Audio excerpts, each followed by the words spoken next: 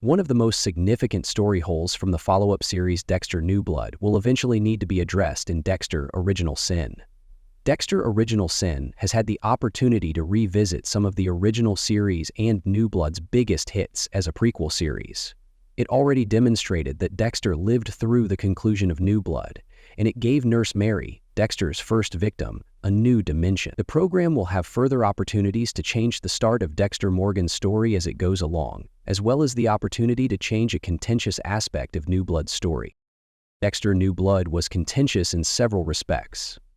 Although it was preferable to Dexter's lumberjack ending, many fans were disappointed that Harrison killed Dexter.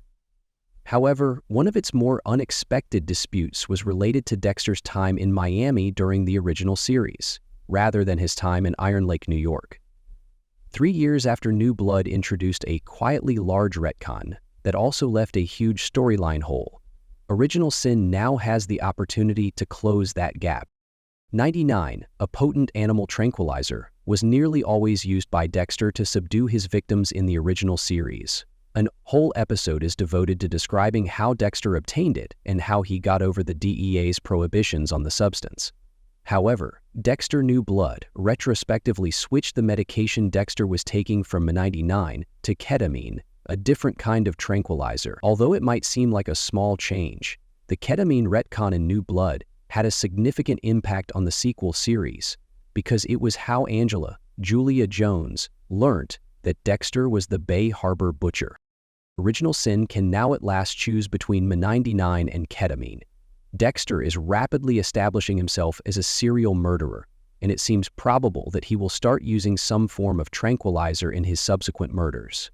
If that occurs, Original Sin can either confirm New Blood's use of ketamine or employ 99 as the original series did. In either case, the prequel series will have to explain Dexter's introduction to tranquilizers. The one Original Sin selects will become official canon since it is the first contribution to the Dexter franchise since New Blood. Fortunately, there is already a significant clue as to how Original Sin will address the controversy around 99 and ketamine. Dexter started going by Patrick Bateman, the name of the fictional serial killer in American Psycho, in Episode 3 of Original Sin.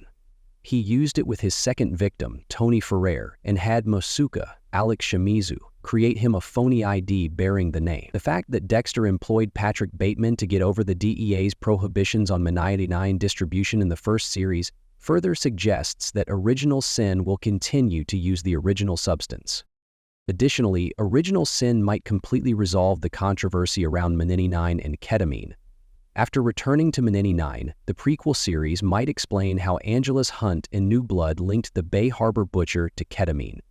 Since 99 is chemically similar to ketamine and is frequently referred to as etorphine, Original Sin might have proposed that Miami Metro merely mistaken etorphine for ketamine during the original Bay Harbor Butcher investigation. Ironically, that would eliminate New Blood's ketamine retcon in the past.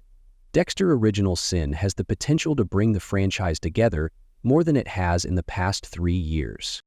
Thank you for watching. Please subscribe.